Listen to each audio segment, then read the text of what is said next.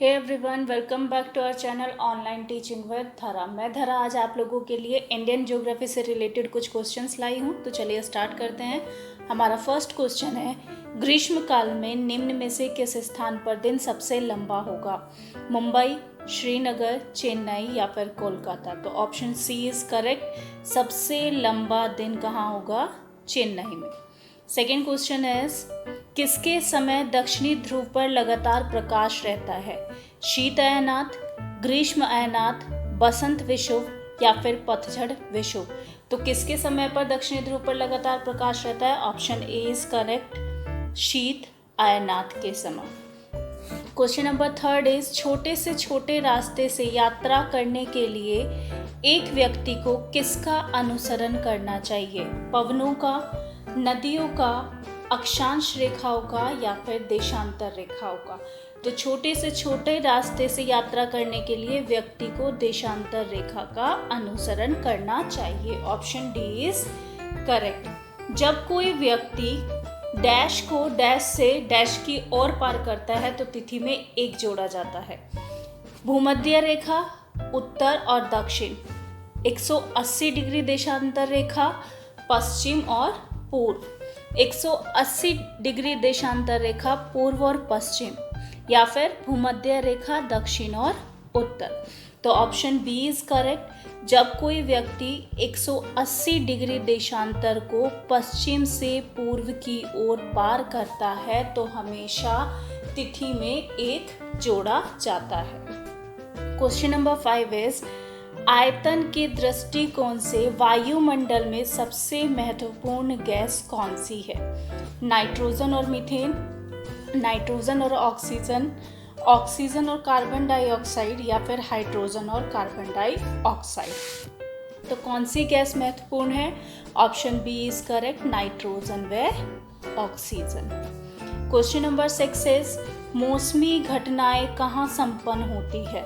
समताप मंडल में, शोभ मंडल में, शोभ सीमा में या फिर आयन मंडल में? तो कहाँ पर होती है संपन्न? शोभ मंडल में। Option B is correct. Next question is, वायुमंडल में किस परत में तापमान का क्षेत्र वितरण लगभग एक समान होता है? शोभ मंडल, समताप मंडल, शोभ सीमा या उपरोक्त सभी? तो इसका करेक्ट आंसर है ऑप्शन बी, समताप मंडल। नेक्स्ट क्वेश्चन है, शोभ मंडल की मोटाई ऊंचाई में किस ऋतु में वृद्धि होती है? ग्रीष्म ऋतु में, शीत ऋतु में, बसंत ऋतु या पतझड़ ऋतु? तो शोभ मंडल की जो ऊंचाई है वो ग्रीष्म ऋतु में वृद्धि होती है। नेक्स्ट इज, वायुमंडल में उपस्थित कौन सी गैस पराबैंगनी किरणों को अवशोषित करती है? Methane gas, nitrogen gas, helium gas या फिर ओजोन गैस? तो कौन सी गैस है जो पराबैंगनी किरणों को अवशोषित करती है? Option D is correct, ozone. Next is, ऊंचाई बढ़ने के साथ साथ तापमान में आने वाली कमी को क्या कहते हैं? तापीय असंगति, तापीय गिरावट, तापमान की गिरावट या ताप पतन दर? तो ऊंचाई बढ़ने के साथ साथ तापमान में आने वाली कमी को हम कहते हैं ताप पतन दर। Option D is correct. Next is, doldrums पेटी की सामान्य स्थिति कहाँ होती है? भूमध्य रेखा के निकट, ध्रुवीय क्षेत्रों के निकट, कर्क रेखा पर या फिर मकर रेखा पर? तो कहाँ होती है? भूमध्य रेखा के निकट। It means option A is correct. Next is, निम्न में से पवनों की गति का निर्धारण किस कारक से होता है? वायुदाब प्रवणता, फैरल का सिद्धांत, पृथ्वी का घूर्णन या फिर तापमान? तो किसकी वजह से होता है? वायुदाब प्रवणता। नेक्स्ट क्वेश्चन इज, निम्न में से कौन सी स्थायी पवनें नहीं हैं? पूर्वी पवनें, पछुआ पवनें, व्यापारिक पवनें या फिर अपवाही पवनें? तो स्थायी पवनें कौन सी नहीं है? ऑप्शन डी इज करेक्ट, अपवाही पवनें।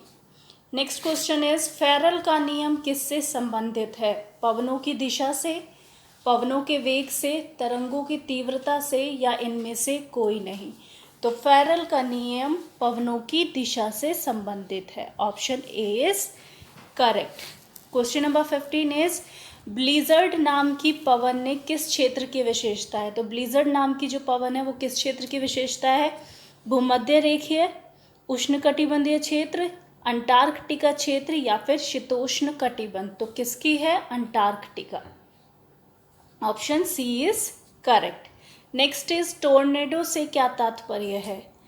एक अति उच्च वायुदाब का क्षेत्र, एक अति निम्न वायुदाब का क्षेत्र, एक अति ऊंची समुद्री तरंग या फिर एक सनातनी पवन। तो टोर्नेडो का जो तात्पर्य है वो ऑप्शन बी से है, एक अति निम्न वायुदाब का क्षेत्र। क्वेश्चन नंबर 17 इज वह तापमान जिस पर कोई वायु राशि उपस्थित जलवाष्प के कारण ही संतृप्त हो जाती है, उस वायु का क्या कहलाता है? क्रांतिक तापमान, संतृप्ति बिंदु, ओसांक या फिर संघनन बिंदु। तो क्या कहलाता है? ऑप्शन सी इज करेक्ट, ओसांक। क्वेश्चन नंबर 18 इज जल के ठोस अवस्था से सीधी जल वाष्प में परिवर्तित होने की प्रक्रिया क्या कहलाती है? संघनन, हिमपात, ऊर्ध्वपातन या फिर वर्षण। तो क्या कहलाती है? ऊर्ध्वपातन। क्वेश्चन नंबर 19 इज वाष्प दाब से क्या तात्पर्य है? वायु में जलवाष्प की उपस्थिति, कुल वायु दाब, वायुमंडल के केवल जलवाष्प की उपस्थिति के कारण उत्पन्न होने वाला वायु दाब या फिर ऑप्शन डी बादलों में वायु दाब। तो वाष्प दाब से क्या तात्पर्य है? Option C is correct. Next question is पक्षाभ शब्द से क्या तात्पर्य है? एक नीचा बादल, एक बादल जिससे वर्षा हो रही है, एक ऊंचा बादल या फिर एक ओले का बादल। तो इसका क्या आंसर है? एक ऊंचा बादल। पक्षाभ का क्या अर्थ है? एक ऊंचा बादल। नेक्स्ट इज कोहरा क्या होता है? एक कपासी वर्षा बादल, एक नीचे स्त्री बादल, एक ऊंचा बादल या फिर एक ओले का बादल। तो कोहरा क्या होता है? एक नीचे स्त्री बादल। नेक्स्ट इज पवनों के मार्ग में अवरोधों की उपस्थिति के कारण होने वाली वर्षा को क्या कहा जाता है? पर्वतकृत वर्षा, चक्रवाती वर्षा, संवहनीय वर्षा या अभिवहनीय वर्षा। तो पवनों के मार्ग में अवरोधों की उपस्थिति के कारण होने वाली वर्षा को हम कहते हैं पर्वतकृत वर्षा। Option A is correct.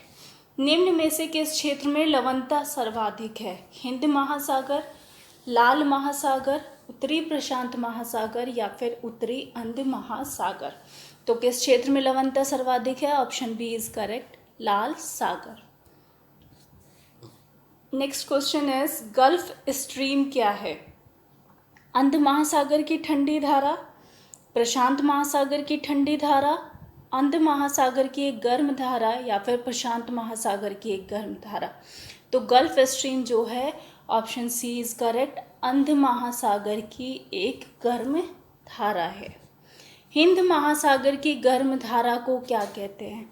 Labrador धारा, अगुलहास धारा, क्यूरोशियो धारा या फिर हम्बोल्ट धारा। तो हिंद महासागर की गर्म धारा को हम कहते हैं option B is correct, Agulhas धारा। क्वेश्चन नंबर 26 इज कौन सा सिद्धांत यह मानता है कि एक समय दक्षिणी अमेरिका और अफ्रीका महाद्वीप परस्पर जुड़े हुए थे? महाद्वीपीय विस्थापन का सिद्धांत, चतुष्फलक सिद्धांत, कांट का सिद्धांत या फिर रिटर का सिद्धांत। तो ये कौन सा सिद्धांत मानता है? ऑप्शन ए इज करेक्ट, महाद्वीपीय विस्थापन का सिद्धांत। क्वेश्चन नंबर 27 इज झीलों के भराव से बने मैदान को क्या कहा जाता है? डेल्टा मैदान, बाढ़ के मैदान, टील मैदान या फिर सरोवरी मैदान। तो झीलों के भराव से बने मैदानों को सरोवरी मैदान कहा जाता है। Option D is correct. Next is चूने की चट्टानों के क्षेत्रों में बने मैदानों को क्या कहते हैं? कास्ट मैदान, बाढ़ के मैदान, संप्राय मैदान या फिर जलोढ़ मैदान। तो चूने की चट्टानों के क्षेत्रों से बने मैदानों को हम कहते हैं कास्ट मैदान। Option A is correct. पर्वतों तथा मैदानों के बीच स्थित पठारों को क्या कहते हैं? महाद्वीपीय पठार, अंतः पर्वतीय पठार, पर्वतपदीय पठार या फिर प्रायद्वीपीय पठार। तो पर्वतों और मैदानों के बीच स्थित पठारों को हम कहते हैं पर्वतपदीय पठार। Option C is correct. लाल सागर किसका उदाहरण है? वलित संरचना का, भ्रंश संरचना का, लावा संरचना या फिर अवशिष्ट संरचना। तो लाल सागर जो है ऑप्शन बी इज करेक्ट, भ्रंश संरचना का उदाहरण है। रूपांतरित चट्टान की उत्पत्ति किन चट्टानों से होती है? आग्नेय चट्टान से, तलछटी चट्टान से, आग्नेय या तलछटी दोनों, और इनमें से कोई नहीं। तो रूपांतरित चट्टान की उत्पत्ति आग्नेय और तलछटी दोनों चट्टानों से होती है। तो option C is correct. Next is भूगर्भ में अत्यंत गहराई पर लावा के ठोस होने से बनने वाली चट्टानों को क्या कहा जाता है? प्लूटोनिक चट्टानें, लावा चट्टानें, रूपांतरित चट्टानें या इनमें से कोई नहीं। तो भूगर्भ में अत्यंत गहराई पर लावा के ठोस होने से बनने वाली चट्टानों को हम कहते हैं प्लूटोनिक चट्टानें। Option A is correct. Next is कौन सी चट्टान जैविक चट्टान है? मार्बल, कोयला, ग्रेनाइट या फिर स्लेट। तो कौन सी चट्टान जैविक चट्टान है? वो है आपकी कोयला। Option B is correct.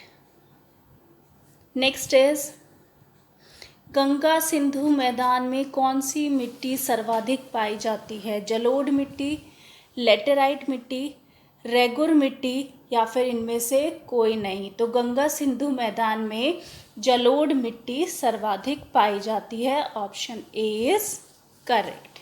And last question is अधिकेंद्र शब्द का संबंध किससे है? भूकंप से है, वलन से है, भ्रंशन से है या पृथ्वी की आंतरिक संरचना से है? तो अधिकेंद्र शब्द का जो संबंध है वो भूकंप से है। Option A is correct. Friends, अगर आप लोगों को क्वेश्चंस पसंद आए हो तो please like and subscribe my channel. Thank you.